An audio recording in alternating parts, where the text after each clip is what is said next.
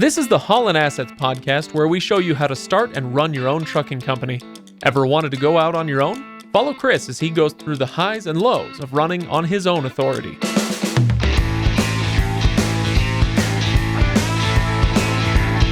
Welcome, everybody. Welcome to the Haulin Assets podcast, episode number 145. Today we are talking December 2023 financials. It's the episode we've all been waiting for to see how things shook out during the holiday season. I am your host, Craig. Over there, he's Chris. Chris, how's it going? Good. How are you? I'm all right. Happy New Year, Chris. Happy New Year. Yeah. I'm ready to kick 2023 to the curb. So I'm glad for 2024. It's going to be a better year. This does not bode well for the numbers we're about to hear, I suppose. But I guess we'll find out. It's not the worst month we've had. We've had some pretty rough months. So yeah. I'm not taking that as celebratory just yet. Chris, any tales from the road before we get going on numbers? Yeah, actually, I have a good one. One of my drivers today was telling me a little story. So anyway, the driver is every once in a while in a reefer, you can haul loads that require a tanker endorsement. Sure. When I was driving, I did this a couple times. Usually what it is you've got these big, 2, 3, 4, 500 gallon totes that sit in the truck and, you haul them inside of a reefer. Right. And our driver's hauling one of these from Wisconsin back to Utah. And it's like a very heavy load, like up to it's a liquid load, right? So. Yeah, liquid 79,000 and change pounds. So it's pretty close to the limit. And it's taken up the whole length of the semi. And anyway, so he's driving through Wyoming. And he gets to a scale, and he has to scale at the Wyoming scale. It's one of these smaller scales, kind of in Podunk, Wyoming, where you have to drive one axle across the scale at a time. So you drive, put the axle on the scale. The person in the scale house tells you to move forward. So he's doing this and gets to the drives, and all of a sudden the person in the scale house, the lady, comes across the speaker and says, "It looks like a reefer, but it's acting like a tanker." Because the water's sloshing around, and so the scale's like bouncing up and down, and so that's happening, and so because this is a single axle scale, the water sloshing around is creating havoc, I'm sure, on the for scale, the scale. To the point where she's all like, she gives up, and she's all like, "Just go." I'm not going to sit and wait for the waves to settle down and be able to get a good reading on the scale. So she just kicked him off the scale and in told him frustration to get on his way. That's fabulous. Let that be a lesson to you. Yeah. So sometimes, that's kind of a good thing. You didn't have to scale out. With that being said, even though we were so close, like we were legal, so it would have been fine. Right. Kind of a funny little story. I like to imagine what this person's face was like, and I'm pulling up a scene in Dumb and Dumber in my head of get the hell out of here. There's a lot of good scenes in Dumb and Dumber. All right, for those, if you know, right? All right, Chris, let's move on and talk numbers. Although I should say, actually, first of all, I should do housekeeping. HaulinAssetsLLC.com and MotorCarrierHQ.com. Find us on Facebook. Rate us on, it's not iTunes anymore, whatever, all those things. That should do it for that. And I'll also tell you this, Chris. Apparently, people notice when we have an episode that is less than 25 minutes long and I don't tell a story at the end. So while we're talking today, I am going to be furiously thinking of a story I could tell in case this is a shorter episode, okay? Which it very well might be. It's right. Probably going to... we probably going to crank through this one pretty quick, so you better start thinking. Don't want to disappoint the listeners. I would never do that, ever. All right, Chris, December 2023 financials. You're not giving me great, juju as I'm looking forward into this episode, but how did it go? Not the December you'd like it to be. We didn't lose money. But it's another one of those. I've said this in October. I said it in November, and I'm going to say it again. It's not kind of disappointed with where the month ended. Okay, worse than I expected. Well, let's start at the top with total miles run on how many trucks. Was there a lot of vacation happening in December, especially there was between so Christmas everybody and New Year's? kind of ran pretty hard for the first 3 weeks of December. Had a handful of drivers actually drive over Christmas, but some of them drove over Christmas and then took New Year's off. So we actually ended up having, that last week of December, definitely more trucks sitting than normal. Okay. And so a little bit more sitting than normal. And what was the total mileage then? But it didn't affect the total mileage because everybody ran so hard. It might affect it a little bit more in January, but 123,000. Actually, I have it wrong there. 123,872. Which was only, the reason I have it wrong is because it's only 315 more miles. Yeah, I was going to say it's almost identical to last month. Yeah, very, very close. So 300 miles difference, 123,000 we'll call it. How many deadhead miles?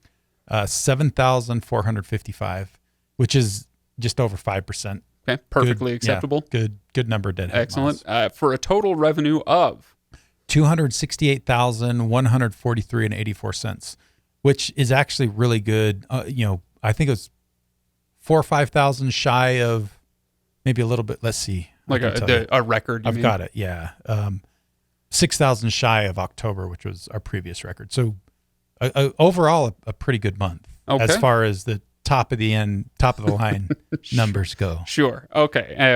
And an all-in rate per mile of what? $2.16. Okay. Which is again, about decent. 17 cents more than last month. Right. So that's moving in the right direction. It's I say decent. I should say it's decent for historical reasons. For the last year, I think it's the third best month of the year as far as all-in rate goes. So that's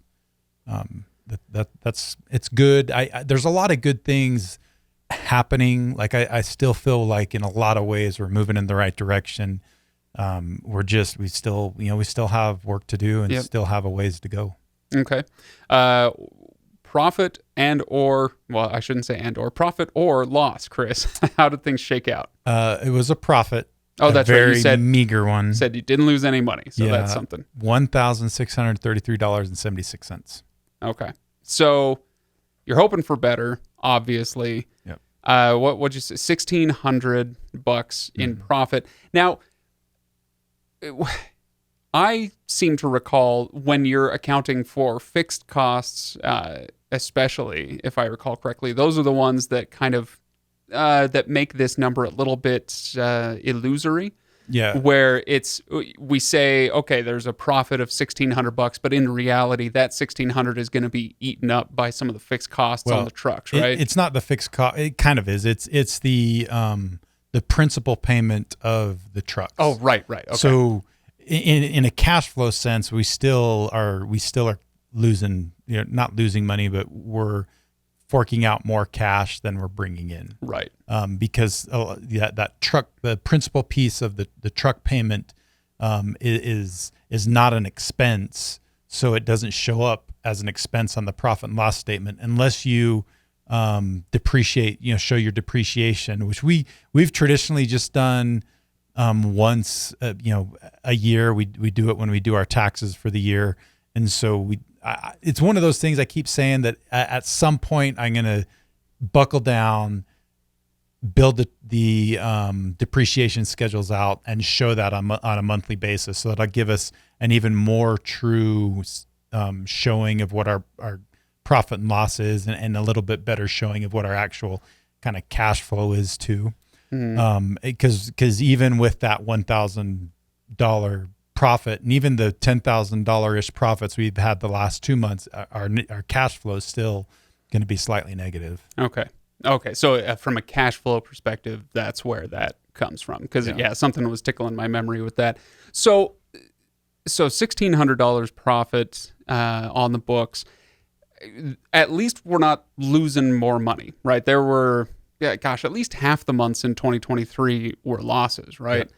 And so those are painful. This is not where you want it to be, but hey, at least we're not losing money. But where would it take for you to feel satisfied and then thrilled? Like what kind of numbers would we be looking at? That's a really good question. So I would say once we get north of $30,000 in net income, that's gonna put us solid on the positive cash flow side. And that's where I'll feel relief from the pressure, right? Like I'll feel like, okay, we're in a point where we are, sustainable. Right. You're paying bills and maybe putting a little bit away. Yeah. To get to the point where I'm like starting to get a little bit excited, probably closer to like $50,000. To get to the point where I'm thrilled, like you said, probably closer to 75,000. Oh, wow. And is that feasible on 11 trucks? Absolutely. In fact, back when, 2 years ago, when we were in the heyday of things, we were pushing $50,000 in profit on like 4 trucks. Oh, okay. So yeah, it absolutely can get there. It's just that kind of shows the gravity and the contrast of the market we were in versus the market we're in right now. And, I think 75,000 in a normal market of profit each month is very sustainable. It's doable. Okay. Well, a few episodes ago, I want to say it was about 10 episodes or so ago, there was an episode about many mickles make a muckle, as I recall. Sorry, I'm not Ben Franklin, so I don't remember the phrase. Washington. Oh, was it George Washington? Anyway, the point of it was there are all these little things you can do kind of at the margins to make yourself as efficient and profitable as possible as a company. Do you still feel like there's a bunch of stuff that you can do around those margins, or do you feel like you've got the ship going as well as you can and it's just a matter of riding out the tough seas of the market until things calm down and rates start coming up? Where are you at with that sort of thing? I still think there's a lot of little things we can still kind of do. Most of them are going to be kind of in one category, and that's increasing our revenue on the backhauls, getting better rates on the backhauls. And so I'm 3 months into dispatching. I'm up to 8 trucks that I'm dispatching. And I have gained a lot of knowledge and better insight into some of the things that are going on, some things that we can do better, how we can operate better as a company to get us, some of those little changes and tweaks. And I'm continuing to make those. This was actually something I was planning on talking a little bit about at the end of the podcast, but let's just, now's a good time to bring it up. Sure. Is, a couple things in the last month that have happened that I'm really optimistic about is I've found a couple of brokers that I'm getting better and better relationship with, and they're fairly large brokers that I'm getting more and more good paying loads back into Utah. And so that's one of the things that's really helped increasing that rate per mile as I'm getting some of these loads, and I think we're going to be able to continue to get them. And so one of my big goals in helping to, kind of right the ship, make things even better, is to develop more of those relationships with brokers that have, those better paying loads. Because a lot of the times what happens is those better paying loads that brokers have are, they don't even ever hit the load board. The brokers, they have good relationships with carriers they feel comfortable with, and they will offer those loads to a carrier first. And if the carrier they feel comfortable with can haul them, they're going to give them their best paying loads, their best rates to those loads, or to those carriers. And I'm trying to get in with more brokers to that level so that we're getting those. And I'm finding that, like, I booked, just for example, and this was a record for me. Yesterday I booked 9 loads in one day. Yeah. All but one of them were loads that I did not get on a load. I only got one of them on a load board. Oh, wow. The rest of them were either from our direct shipper relationships. About half of them were from direct shippers, and the other half were with brokers that I had those relationships with. Okay. And so, and that's going to make a huge impact. And so that's really one of the things I'm focusing on right now, is getting that, so that, we get, that our biggest weak point, in my opinion, is those backhauls back to Utah. Yeah. If we can, I feel like we're getting a good rate on the stuff going out of Utah.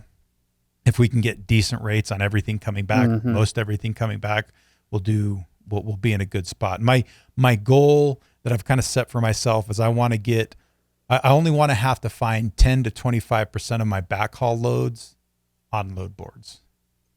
10 to 25%. So that's the goal then That's my goal. on backhauls. Yep. Okay. Well, Chris, I've got, I have a role here on this podcast as the guy who knows nothing about trucking, which I suppose is not true anymore, but still, I'm an idiot. So I get to ask you a stupid question here about direct shipper relationships. Will you ever develop relationships on the other end of it with receivers? Hey, I've got this place that I know receives a lot of stuff, and they're a mile away from our facility.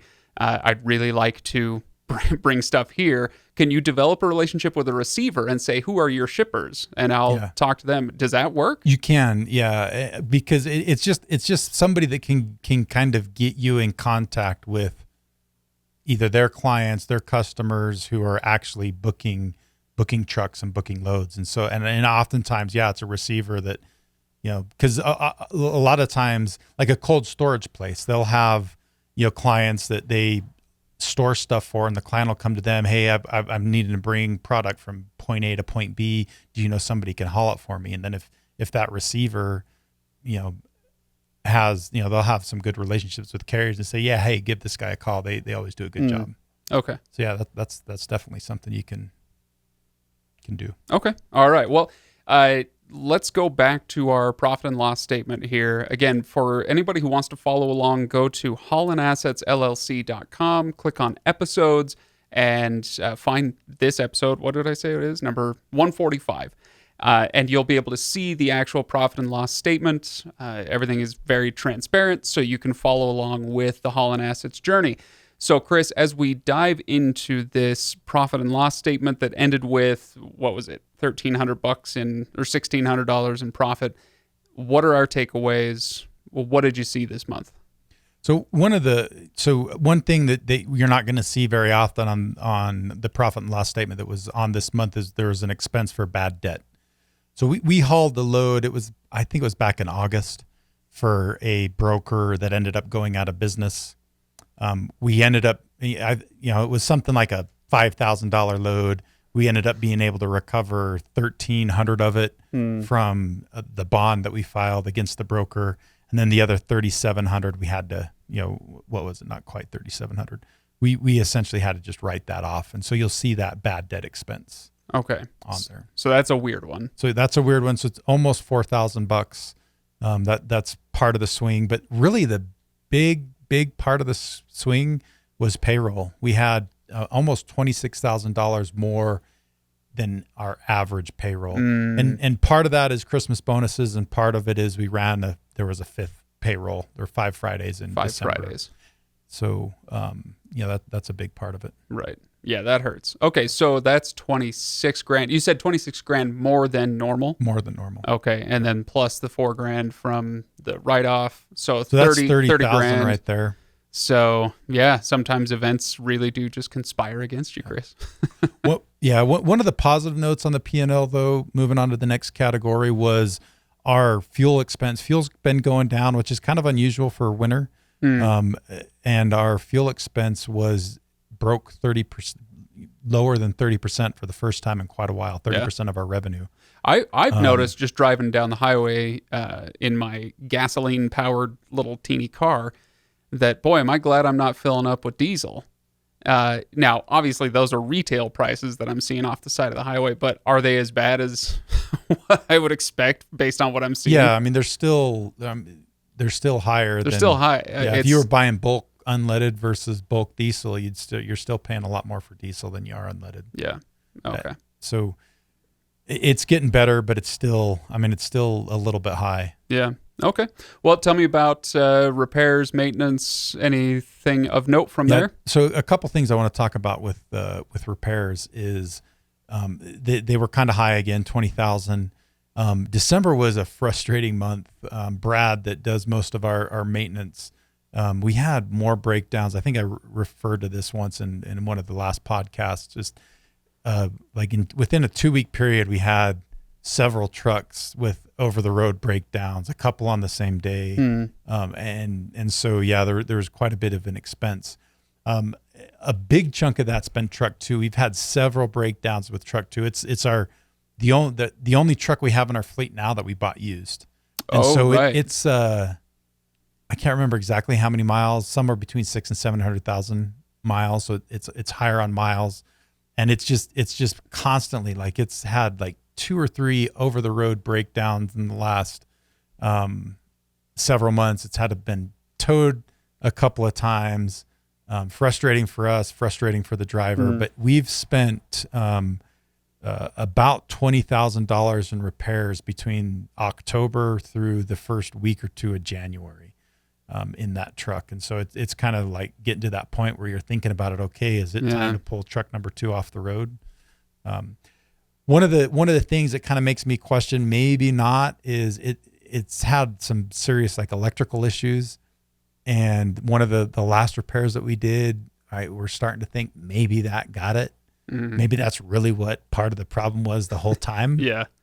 And so we'll see kind of how it does over the next trip or 2. But if it keeps doing what it's been doing, like I'm gonna seriously consider taking it off the road. So yeah, do you think you would, or maybe you already have developed a system where you purchase a new truck and then hey, once it gets to 500,000 miles, the hassle is going to be more than it's worth. We'll sell it at 500,000 miles and then buy another new truck. When I was I worked for U-Haul for a while, and I don't remember the exact numbers, but it was like new trucks do long hauls. And then once it hits 100,000 miles, they keep it on the lot and it does in-town stuff until it hits 200, and then they just sell it. Yeah. A system like that, have you thought about that? Yeah, I've thought quite a bit about it, but I don't know that I necessarily have a really good answer at this point, because our oldest new truck, if that makes sense. Yeah. The oldest truck that we bought brand new, truck 3 has about 300,000 miles on it. And I think that number is going to be, I'm hoping to be able to get at least 6 out of them before we feel like we need to sell them. If we could get 7 or 8, that'd be fantastic. Yeah. But we'll see. I want to get at least 6, but I'm hoping we can get 7 or 8. Yeah, I guess it'll be interesting, and it'll take a while longer to get all these trucks up to that point. But once truck number 3 hits that 500,000, 600,000 mark, you can start keeping track of what were the repair expenses up to 100,000 miles, up to 200,000 miles, and so on down the line, and start to compare as more trucks reach that age, right? So maybe it's too early to know where your cutoff should be. It is a little early. I think once we get that experience, probably between I'm guessing, maybe 400,000 to 500,000, but probably more like somewhere between 500,000, 600,000, we're really going to see, okay, is this where we want to start turning trucks in or selling them, or what do we want to do? Okay. All right. Excellent. Any other P&L pullouts? Only other minor thing with the P&L I want to talk a little bit about is just our tolls were about $1,000 higher than they normally are. That seems like a lot. Yeah. They're usually about $2,600 a month. Last month they were $36. So were you driving in the Northeast a lot, maybe? There was definitely some of that. We're going into Florida a little bit more. Florida has some tolls. So I haven't really dove in to figure out exactly what has caused that, but I wish we weren't paying quite that much. Sure, it's something to keep an eye on. Yeah. Oh yeah, man, tolls. I didn't realize it could get that hefty. Yeah. But tolls for trucks are way higher than tolls for cars. Yeah. And when you've got 11 trucks. My brother, the structural engineer, talks all the time about weight rating for asphalt, and he's like, your car, I don't care if you're driving a Ford F-350, this is some massive thing, it doesn't matter. Yeah. We don't even take that into consideration. Doesn't do anything. It's all we care about is the number of trucks and the weight. Yeah. So the trucks are the ones that tear up the road the most, but they also pay. They pay for it. Yeah. All right. Well, Chris, any other highlights, anything else we need to know from this episode? That's about it. I was afraid you were going to say that, because I think we're just shy of 25 minutes. Uh-huh. I got a little one for you. Okay. This is a small story, but perhaps it will provide some amusement to you and our listeners. You spent much time in Boise? I've been through, a little bit. Okay. More Mountain Home. My wife's grandma lived in Mountain Home. Mountain Home. Okay. I've been, through Boise a little bit. What you've been through? Sorry. Boise a little bit. Oh, okay, good. That's the first way to know that you haven't spent any time there is if you pronounce it Boise. I can't watch ESPN when Boise State is playing without just wanting to hurl something at the screen. Anyway, all right. So in Boise, the tallest, I don't think it's the tallest hill in Boise, but it's the tallest around the area. It's called Simplot Hill. You'll recognize the name Simplot if you spend any time in Idaho. Everything in Idaho is called Simplot. Right. Simplot everything. Well, this is the hill where the OG Simplot built his house up at the top of this hill. But it's really nice and grassy and steep. And so you have this huge lawn, and people take great advantage of this for sledding, as you can imagine. In the summer, people do ice blocking.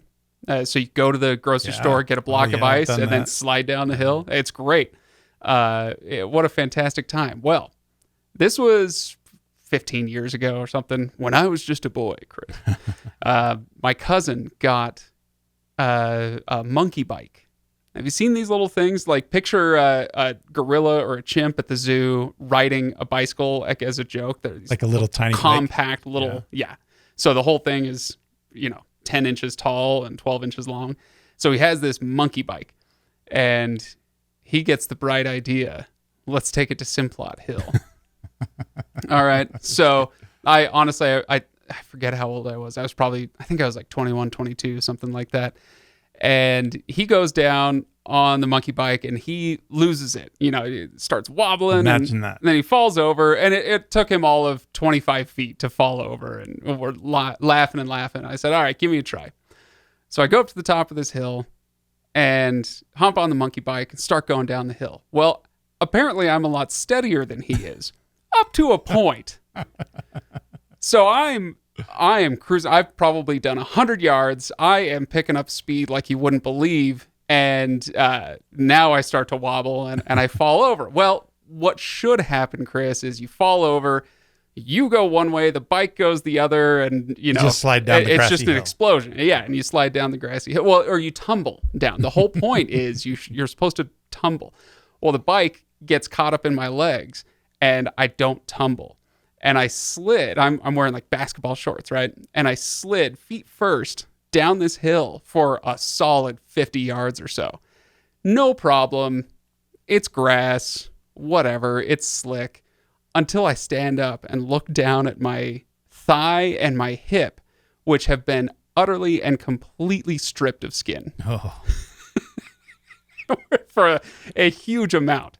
And I thought, oh, geez, that's gonna hurt tomorrow. Sting a bit. It didn't hurt tomorrow. It hurt for the next year. It took me a year to recover from that. Let that be a lesson to everybody out there. Just because it's grass, okay? It's still frickin' sandpaper if you're doing it for 50 yards. So since then, I've never monkey biked down a hill, Chris. I can tell you that. That's a good story. That sounds painful. It was pretty rough. And I do want to hear from anybody who knows the Boise area. Do you know Simplot Hill? Have you been there? Can you commiserate?